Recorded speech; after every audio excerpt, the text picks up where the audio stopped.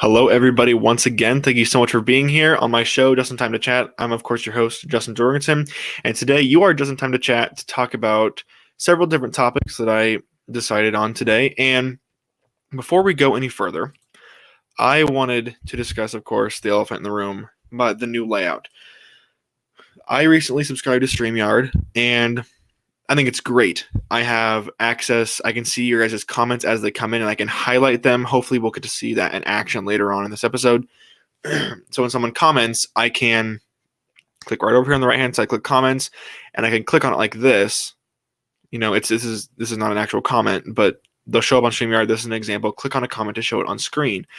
So when I'm answering people's questions, that makes it much, much, much easier for me to do that and for you guys to see who I'm engaging with.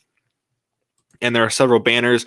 This is how I'm going to be doing the topic. So like we've got an Umbrella Academy series review, and then Tenet opening very healthily in these situations, and then of course me if I think the Batman will be rated R or not. So, and of course on the bottom you've got the ticker, just in time to chat, episode 28. I think it looks great. I love it. It makes it feel more official. It makes it feel more like a show. I really love this software. It's very, very, very easy to go live. So hopefully people stop on by. And with that out of the way, we can move on to topic number one. And main topic number one, I can't believe that I didn't watch this show sooner. This show, it took all of my attention for the 2 weeks that it took me to watch it. I watched it very, very fast. And it's, of course, it is the Umbrella Academy. And if you have not watched the Umbrella Academy either season, please do yourself a favor and go watch it. It is by far one of the greatest shows I've ever watched. I can't even talk. It's a real comment. It's a real treat. It's a real compliment if you can say that the show felt like an 8-hour movie, because or 10-hour movie, because every single episode, every single season lends itself so well to every single one of the episodes. It literally felt like a 10-hour movie, and it was brilliant. Give me 1 second, guys.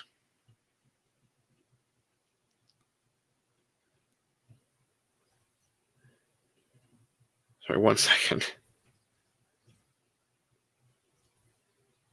All right. So, and I feel the same way with The Witcher, and I feel the same way with Stranger Things. Each episode lends itself to the other so well that it did feel like a long movie. So, I guess I'm going to go through every character, and I'm going to keep the spoilers to a minimum because there still are people that haven't seen this show, obviously.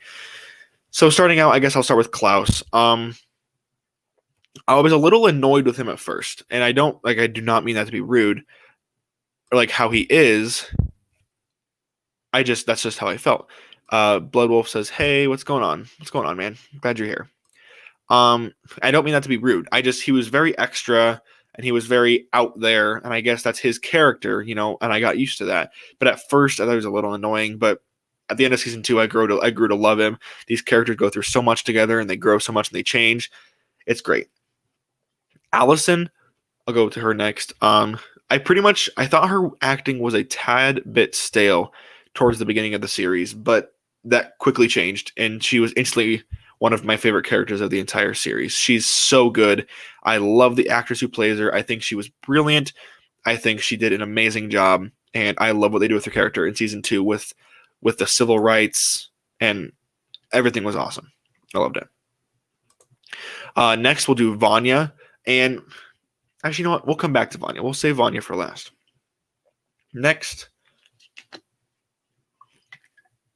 we'll do Luther. Now, I was one of the people that liked Luther more in season 2. I was. I think he had more to do in season 2. I think he had more characterization in season 2. Yeah. I think in season 1, I wasn't a fan. In season 1, he was kind of a douche. When he did something to Vanya, he did several things to Vanya actually in season 1, and I hated it. I was not a fan. So when he did that, it kind of solidified the fact that I was not a fan whatsoever. And I really, really liked what they did with this character in season 2, where he he came to terms with Vanya, and he grew out of his old ways. He wasn't the same. He wasn't as rude as he was in season 1, and I really, really appreciated that. Oh, Trey, hey, what's up? What's up, man? Glad you're here. And then so yeah, I liked him way more in season 2. We got a little more characterization. He was a little more dumb. They kind of used him as a comedy relief sometimes, but it's whatever. I liked it. Diego, I liked him more in season 2 as well. He found Lila. I'm not going to go into detail on anything, but I'm going to keep spoilers to a minimum. He found Lila, and he had a lot more to do in season 2 than he did in season 1. I think they made him much more interesting in season 2. Absolutely love that as well. Pretty much, there were a select few things that I liked more about season 1 than I did season 2. Season 2, I think, is better in every way, and that's saying a lot because I really, really loved the first season, but I just thought season 2 was just better. The setting, whatever. I'll go to that after knowing the characters. So Diego was good. Who am I missing? Ben. Ben was great. I loved. You'll know what moment I'm talking about. The moment between him and Vanya. I thought that was insane. I thought it was perfect. They couldn't have done it better. The thing that goes down in season 2, you'll see it when you watch it, and it's just perfect. It's so great. That Ben moment was really needed because I was starting to get a little annoyed with his character, but they did something so great with him and Vanya. It was a great moment, and I'm really glad they did it. He was fantastic. Now, are we to Vanya, Klaus, Ben, Diego, Allison, Luther, Vanya? Who am I missing? 5, idiot. Of course, 5 is the star of the show again, like as he is in season 1. The actor who plays him just acts like he's having a blast the entire time, which I'm sure he is. He's such a great actor, such a treasure to the show, and I'm so glad that they found Aidan Gallagher because he's such a good actor. And when they found the other guy in season 2 that acted just like 5, it was really, really good. And the banter and everything was just so good. And the way that they played on Kennedy's assassination and the civil rights movement, everything was just so perfect. And last but definitely not least, we have Vanya. I felt so bad for Vanya. 99% of season 1. She was always just so sad, and she was always so depressed, and oh my gosh, I'm so sad, and my brothers and sisters hate me. Oh my gosh, it's terrible. Life is horrible. I felt so bad for her the entire time, and it was exhausting because every time she's on screen, I'd just be like, oh man, I feel so bad for her. She's so alone. And I was like, I want more to her character than just that. And then she meets Leonard, and she finally gets happy in season 1, and then obviously Leonard happens, and it doesn't end up good. But she gets so much to do, and she gets so much characterization in season 2. It's insane. Vanya, what is my favorite character in the Umbrella Academy? I think she's absolutely perfect in every way. Her character, Ellen Page plays her tremendously. I absolutely love it. Hands down, my favorite character. Now, the series as a whole, I think season 1 was made better. Objectively speaking, I think season 1 is better than season 2.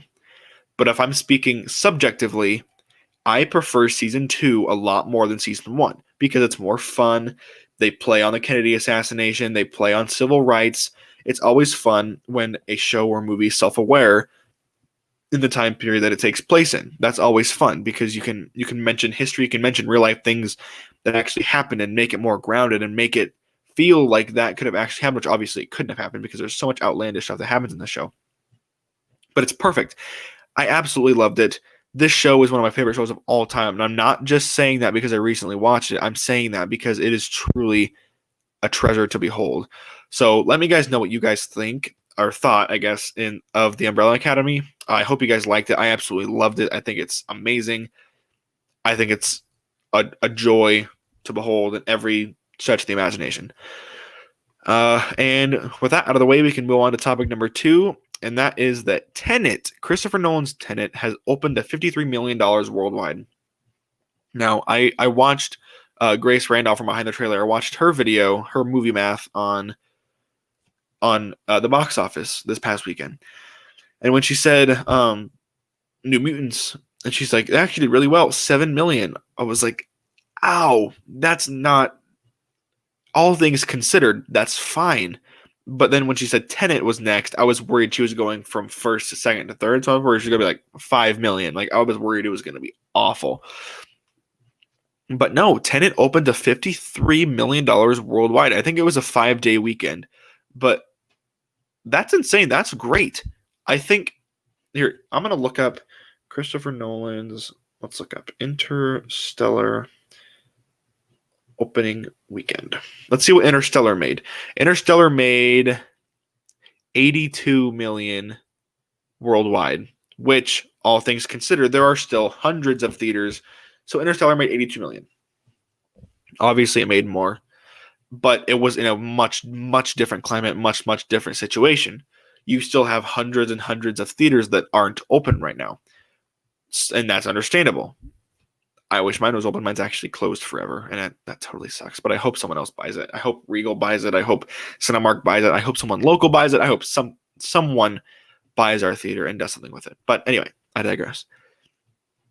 $53 million is incredibly healthy. For all the theaters that are still closed, everyone that's still cautious of going out into public with other people and closed in a room the entire time, I think $53 million is something to celebrate. That's awesome. $50 million opening weekend is insane. And when you're talking about Christopher Nolan, obviously, he can't let us down. The reviews are great. He did Inception. He did Interstellar. Inception is my 4th favorite film of all time. And Interstellar, the Dark Knight trilogy, obviously, and Dunkirk. He's just so great.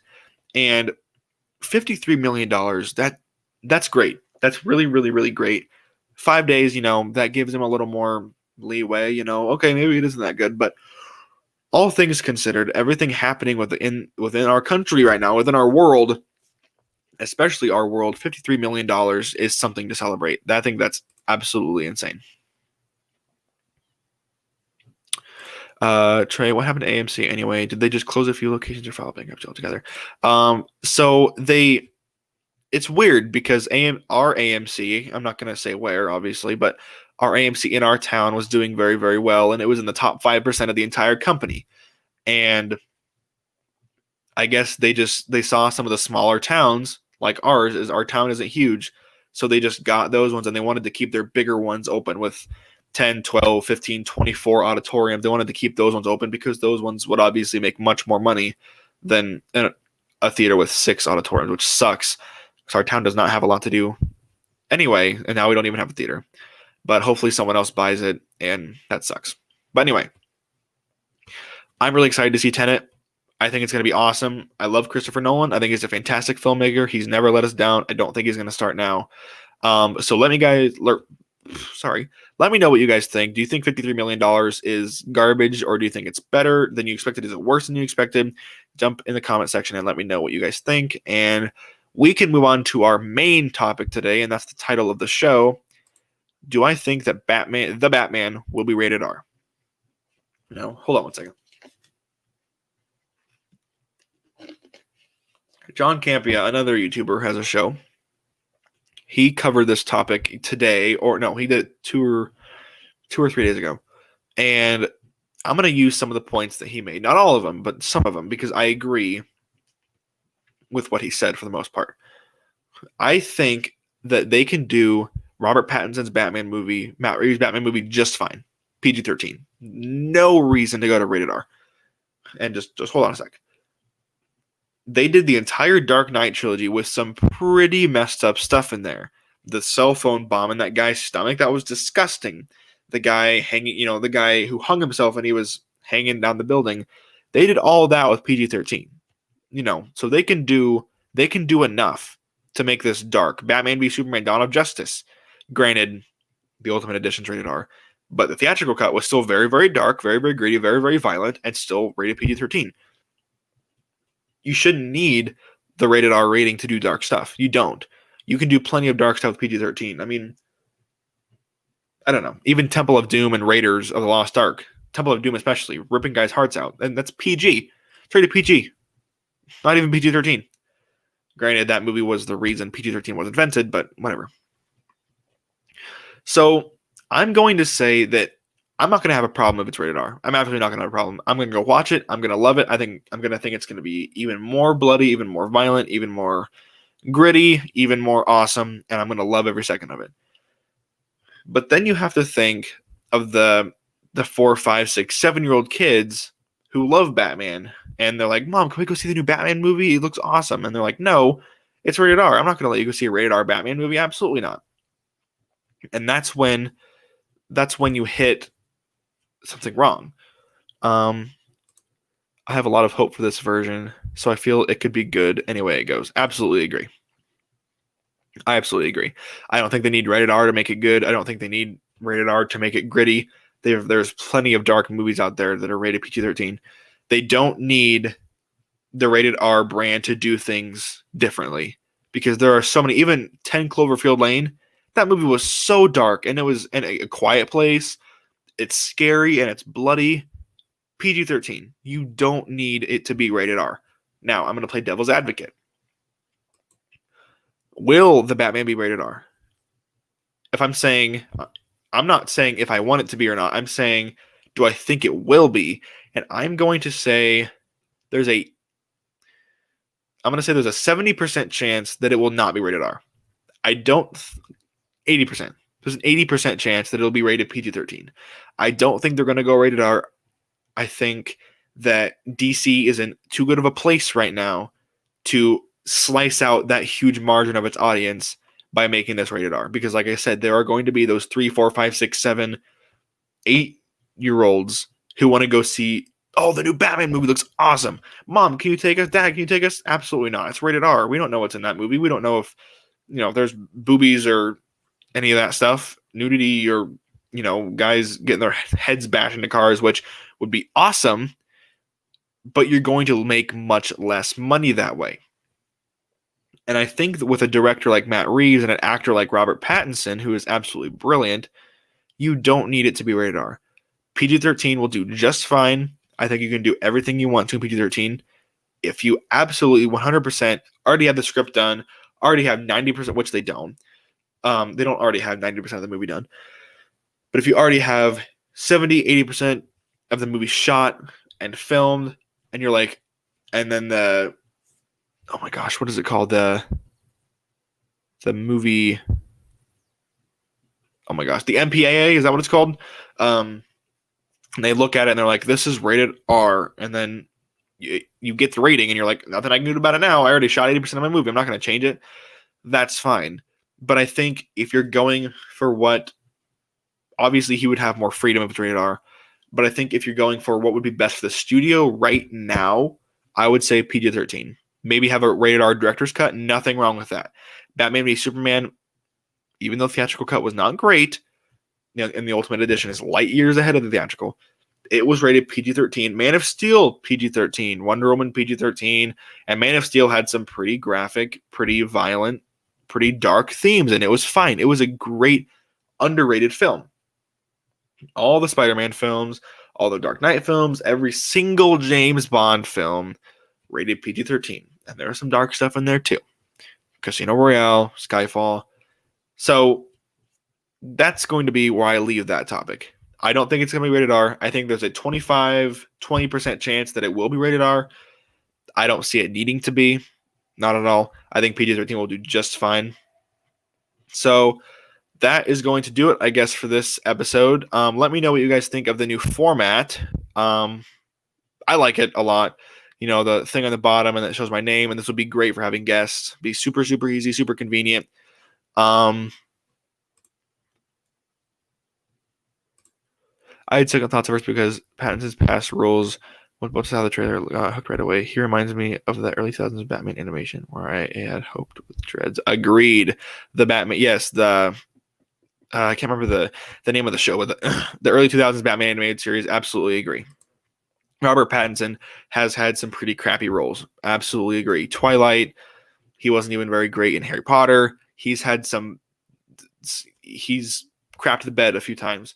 But you look at The Lighthouse and you look at Good Time, and he's a fantastic, competent actor, and he's gonna have no problem bringing this character to life. If that trailer told us anything, it's that this movie is going to be amazing, and I cannot wait. So thank you guys so much, as always, for tuning into this episode, and I will see you guys all in the next episode.